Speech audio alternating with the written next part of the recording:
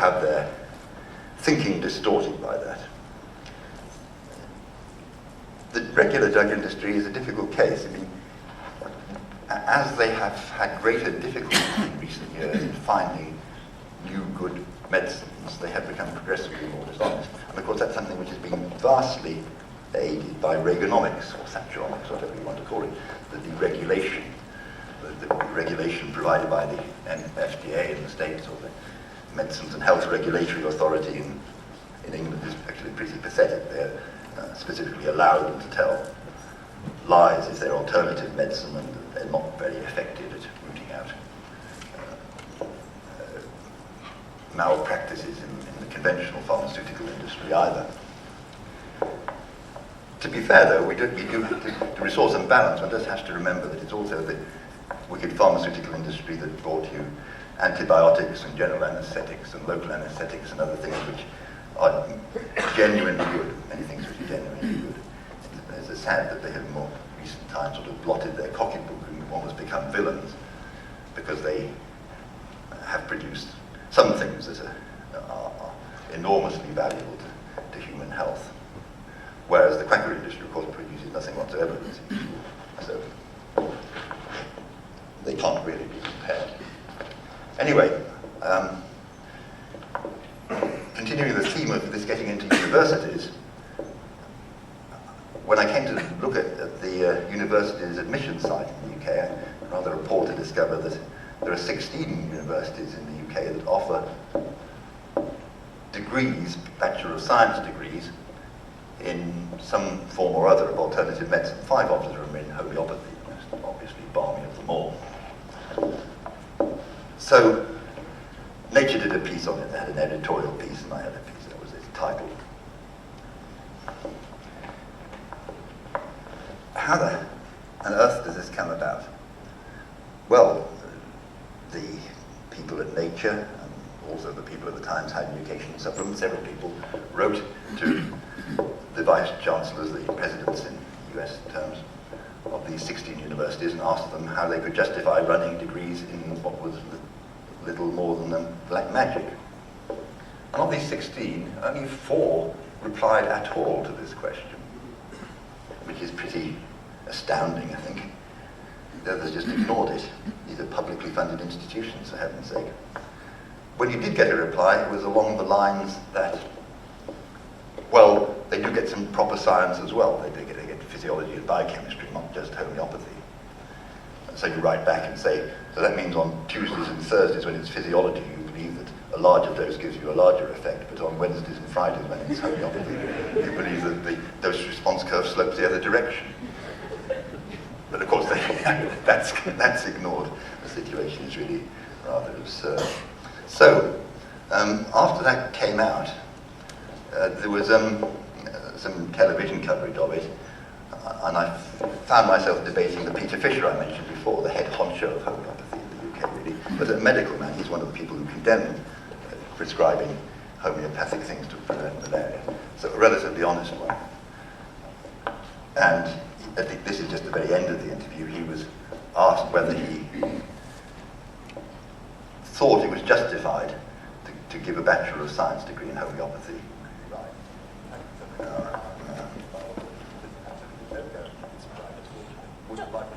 Dr. Fisher, could you ever see it as a science degree in future? Okay. I would hope so. I think I wouldn't deny that a lot of scientific research needs to be done, and I would hope that in the future it would have a scientific basis. I have to say that at the moment that basis isn't comprehensive. To that extent, I would agree with Professor Colquhoun. So I hope you got that. You could be right. The fact that something's been around and believed by many people has absolutely no guarantee that it's right, unfortunately. Wouldn't life was so simple? Dr. Fisher, could you ever see it as a science degree in future? I would hope so. I think I wouldn't deny that a lot of scientific research needs to be done, and I would hope that in the future it would have a scientific basis. I have to say that at the moment that basis isn't comprehensive. To that extent, I would agree with Professor Colquhoun. So this strikes me as the ultimate irony. The Queen's homeopathic physician agrees with me there isn't enough evidence to run a Bachelor of Science degree in homeopathy. He says yet, but I just say period. But he agreed with me. There are at least 5 university presidents in the UK who run such degrees and are apparently unimpressed by this irony. For me, the villains in this piece are not really the Peter Fishers of this world. I think he's a relatively honest man, if not too winded. In fact, I don't actually believe he thinks it's better than a placebo at all anymore, but we never managed to catch him on tape saying that. And the really dishonest people are actually the university presidents who use these things simply to get money from the government for the, oh dear, gone back to the beginning. No, it's okay.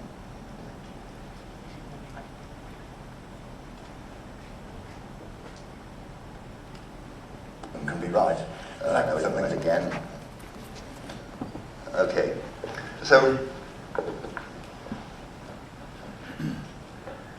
the university presidents, I think, are behaving very dishonestly, and it simply won't do. So I'm trying to maintain a sustained attack as I can on them, but the advantage of being oldish is that they can't do much to you. But actually, the university presidents have very little power when you come to think of it. They don't control your promotions, they don't control your grants, they don't control anything that matters. I say go for it, go to the jugular if they deserve it. And so furthermore, something can be done about these things.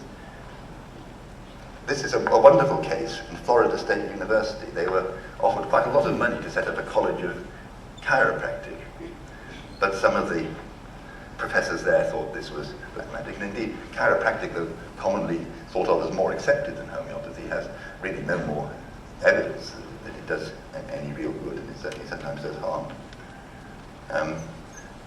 One of their professors in Florida put up on the web his map of the future campus of Florida State University.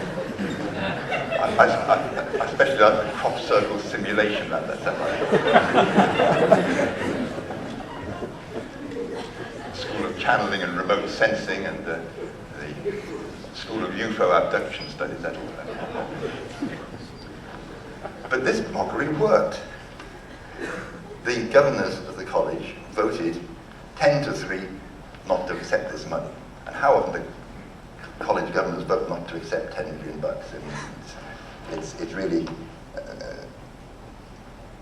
it gives one hope that it's worth opposing these things, and that such opposition can actually be effective as long as you don't hang around. One of the most extreme examples in the States is the University of Arizona. Actually, that's rather been held up as an exemplar to us at UCL recently by some of the management gurus. This rather pleasant man, Michael Crow, who wants to have ideas on management which are not very popular with scientists. There's a chap there called Gary Schwartz who runs the Center for Frontier Biomedicine. He has joint appointments in physiology, pathology, medicine, all sorts of things. And his field is photographing energy fields, which is a well-known scam, of course, and talking to the dead. I mean, I'm not joking. This is a university department in the State University. And his man is apparently taken seriously by him. Or more likely, he brings in big grants from nutters, and that's all the university actually cares about. On the question of corruption, not so much by money, in this case, in neither of these cases I'm not talking about alternative medicine, but by drug companies and the biotech business. Here's two very good books, both about North America. Marcia Angle was, for a while, the editor of the New England Journal of Medicine. She knows what she's talking about. Jennifer Washburn is a journalist, but she's written a remarkably well-informed book about the effect of the Bayh-Dole Act in the USA, which allowed university departments to give exclusive licenses on biotech discoveries to companies with the idea of speeding up translation. This is, of course, an enormous buzzword all over the world. But she points out that not only did this lead to some terrible corruption, it also actually ended up slowing the movement of discoveries to the marketplace, because they were rapidly licensed to a single person who then had sole rights to them. And it actually had the opposite effect as far as commerce was concerned, while also introducing a degree of corruption.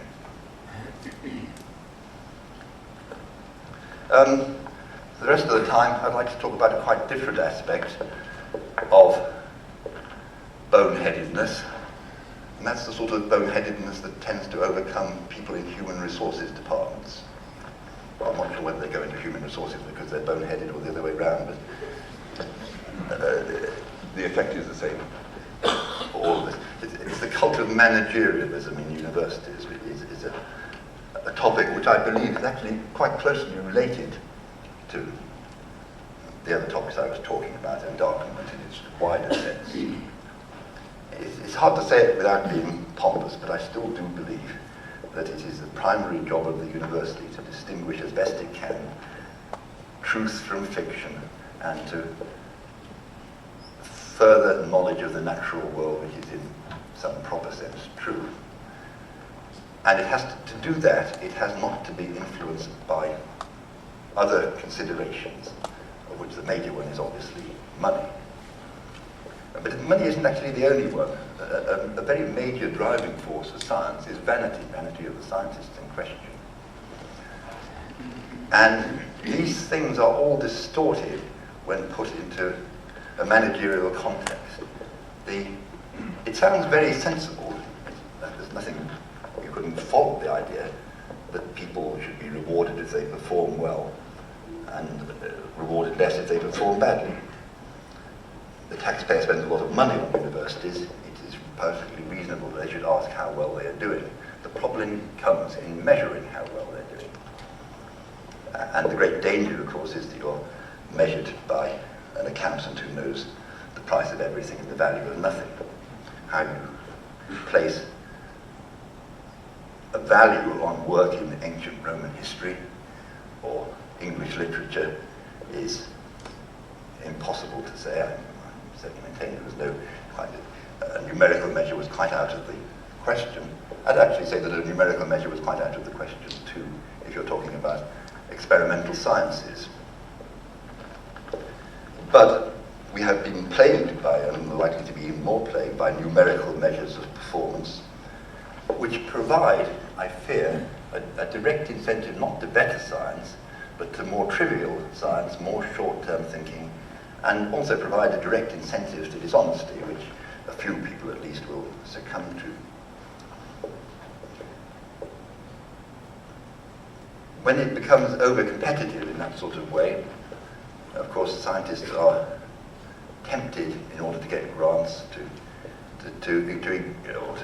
or just for their own fame, to exaggerate the importance of what they do, and these can be hyped up even more since universities always have media offices now to put out press releases, which are frequently exaggerated in their importance.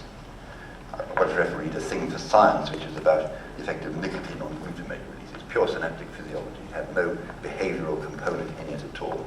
But the Science magazine had put out a press release suggesting that there might be some connection with smoking. There was absolutely nothing about smoking. But we were inundated with phone calls from every newspaper in the world in the lab for the next week, simply because of this hyped up press release, and that sort of thing is actually quite common now.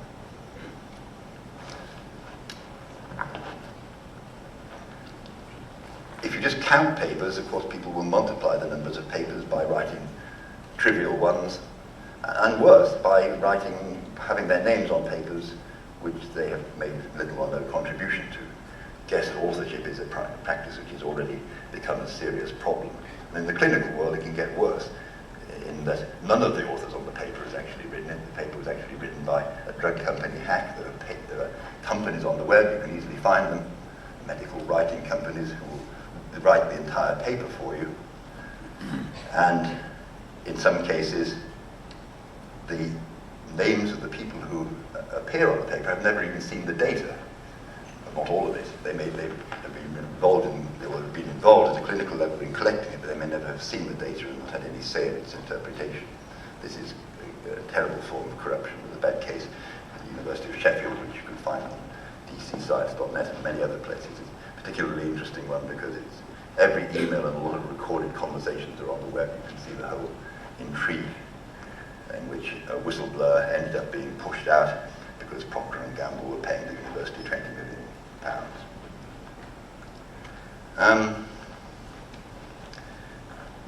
So, methods of assessment. What about methods of assessment for jobs?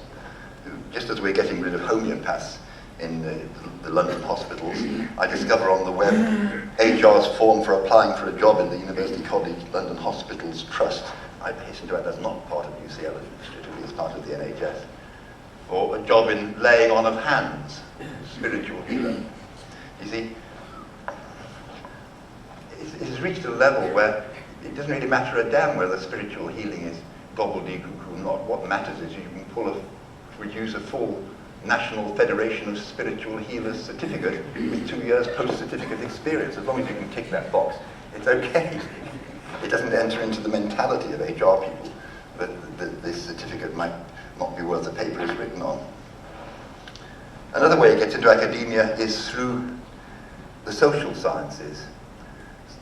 There has been a trend which is thankfully very much on the wane now in the social sciences, known usually as postmodernism, which is completely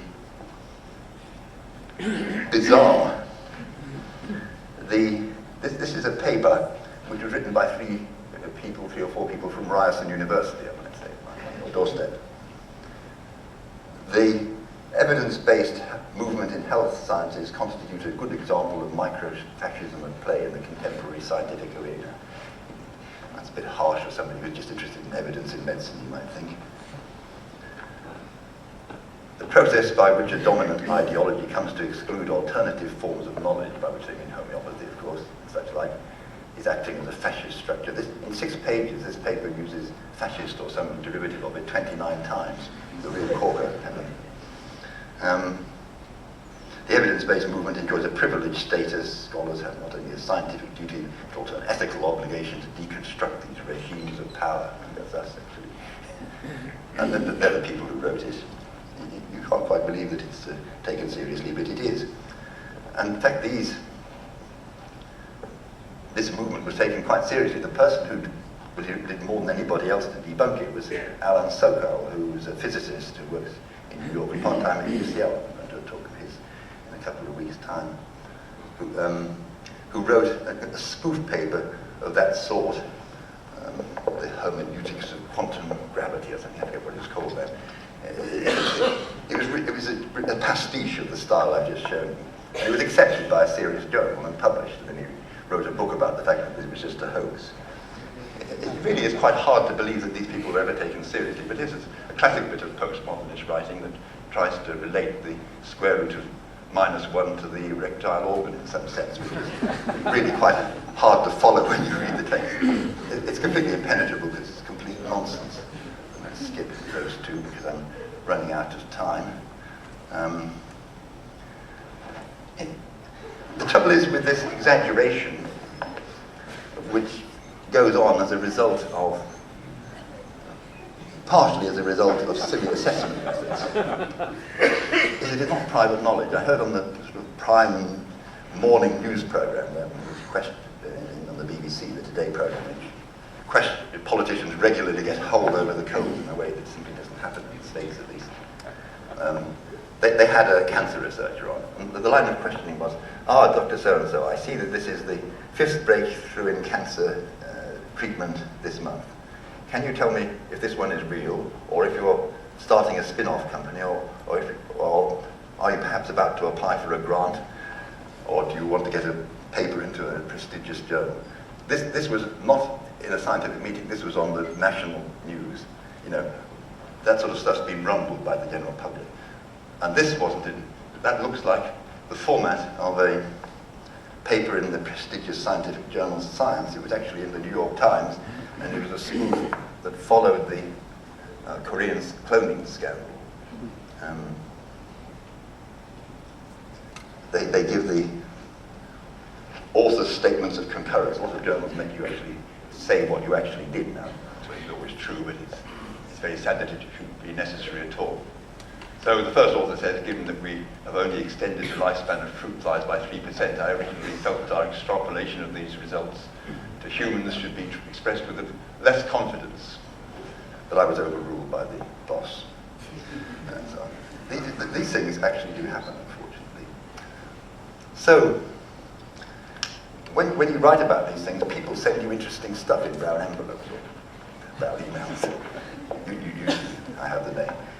And after I'd written one of these things, somebody from Imperial College, our near neighbour in London, and very eminent in science and technology, not in arts. Physics and maths are superb there, and they also now have a very big medical school. In the medical school, not elsewhere, he said that we are being assessed annually by a number of things which include our grant income and our publication score. And the publication score is calculated in the way described up there. The impact factor of the journal multiplied by the author position weight and divided by the number of authors. And you get much more weight if you're the first or the last author. If you're the second author, you've done the same amount of work as the first, you get much less credit. It is utterly balmy, and it's perfectly easy to show that it's balmy.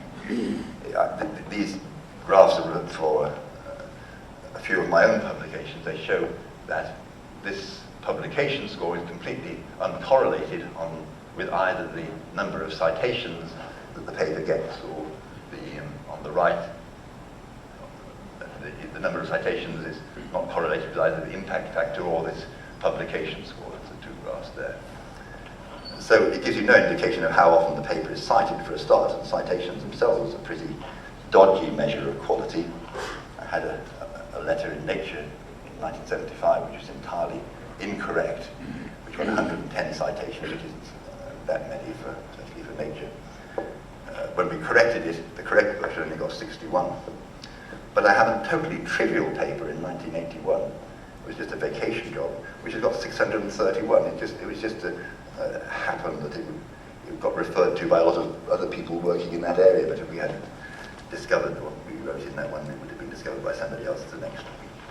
So that's one example of why citations themselves are a highly unreliable indicator of quality. Another thing that people were told is at Imperial was that their productivity target was to publish 3 papers per annum, including one in a prestigious journal with an impact factor of at least 5. Remember, impact factors are completely uncorrelated with citations. Unfortunately, Dr. X, this is the guy who sent it to me, has published only 2 papers in 2006. Gosh, there's a sin. I think anyone who publishes more than 1 a year isn't really putting much thought into them, actually. But this is what Imperial say.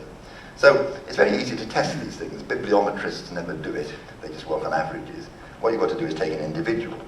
And the thing to do is to take an individual which in your own field combines somebody in your own field who has universal respect. In my particular field, it would be Bert Sackman and Erwin Nair, who got the Nobel Prize in 1991 for inventing the method used for recording single ion channels.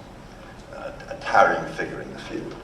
He got the Nobel Prize in 91, so let's take the time when he was coming up to, he'd already getting very well known, the years from 1976 when his first paper on single ion channels was published to 1985.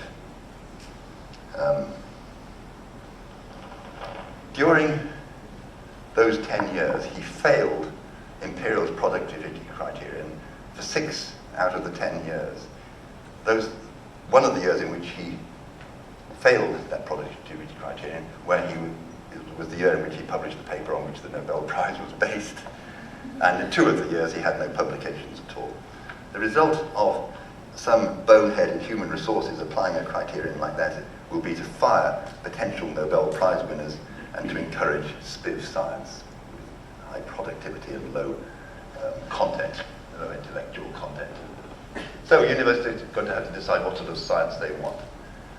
They can bow to pressures for corporatization or from the research assessment exercise. They're the people who want to measure you with numbers, or they can have scientists. They can't have both.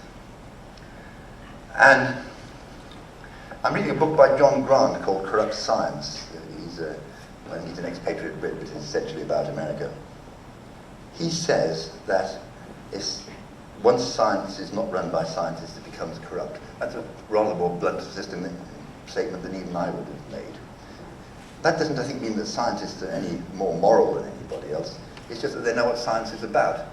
And the man in the grey suit with the MBA doesn't know what it's about. He only knows what money's about. And it's not the MBA man who corrupts it, it's the money that corrupts it.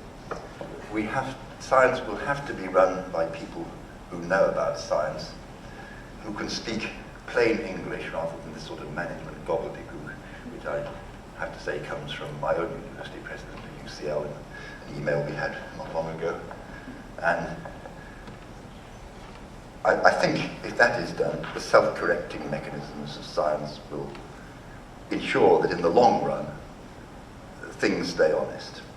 If science becomes run by MBAs with all the power out of the hands of the people who actually know about it, I think it will become progressively more dishonest and the endarkenment will be prolonged.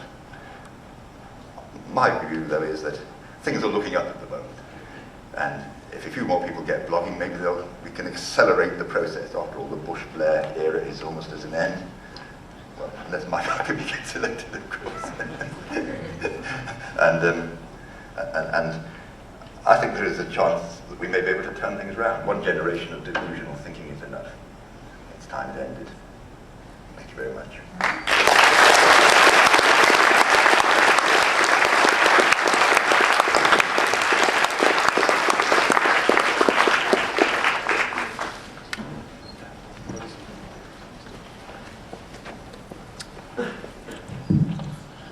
All right, so we'd like to have a question and answer period now.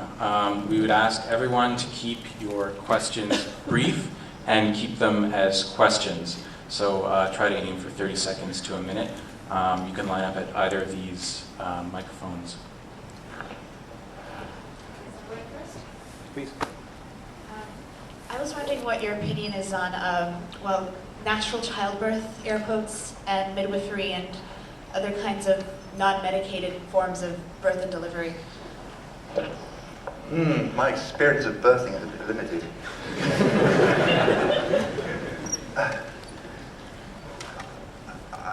Yes, I don't know if this is related. There is a tendency, both in the medical world and certainly in the crackpot world, to treat everybody as though they were ill, to persuade you that you're ill and then prescribe something for it, whether it's an SSRI antidepressant or a vitamin supplement. It's in their interest to persuade you who are ill. This seems to be a bad thing. And to that extent, perhaps it's, in that particular sense, it's fair to say that nature is good. But as to I simply don't know any numbers for the relative merits of different birthing techniques. So I can't answer your question at all. But the fact that something seems a bit bizarre doesn't really matter. What matters is that somebody collects some data and says whether it's the risk of complications in some of these alleged natural methods are indeed not high.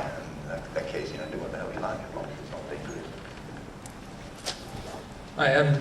You've talked a lot about homeopathy, but I was wondering what you thought about the herbal medicine field. Like, there are many things that have been around for a long time, like golden seal or ashwagandha, or these zinc and vitamin C combinations that are so popular out there. Would you basically put them in the same group as these medications which have nothing in them, or do you think that more research should be done?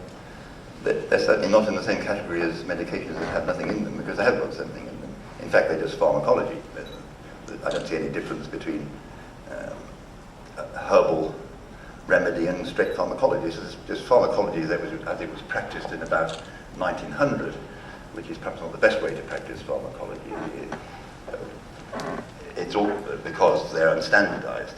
The whole movement grew up in the 1930s, in which it was realized it was rather dangerous to give unstandardized tincture of digitalis. So methods were devised for standardizing it so everybody got the same dose, even though it was sort of extracted from digitalis leaves at that time. But herbalists haven't got to the 1930s stage. They're still giving things completely unstandardized. Indeed, you don't know what's in the bottle half the time. That's one answer. The other answer, of course, is perhaps the most important answer, is empirical evidence. There are hardly any good clinical trials showing empirically, regardless of anything to do with mode of action or dose, that the things work. That's all one asks. A good randomized controlled trial showing that it works. But they don't exist for herbal things either. There's no reason why they shouldn't, but they just haven't been done. There's no reason why they shouldn't, in that there really are ingredients in there. There's nothing absurd about the idea that they should work. They just haven't been shown to. And to that extent, it has to be regarded as fraudulent. Hi, I just had a question about vitamin D supplements. There's been a lot of talk in the press about vitamin D supplements, and I really wanted to know if there's some empirical evidence that you're aware of that it works or not. Works for what? You meant to say. Yes. There's been a lot of contradictory evidence about sunlight. One of the things about science, and it's not all crackpot science, much of it's poor epidemiology, is that frequently you get contradictory things. This is what Michael Enright asked me this morning on CBC. He said, 1 minute you're told red wine is good for you, another minute it's bad for you.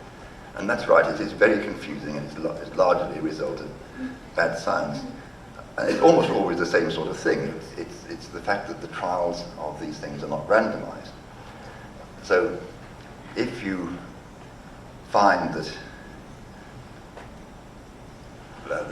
how was the example that came to me very strikingly recently?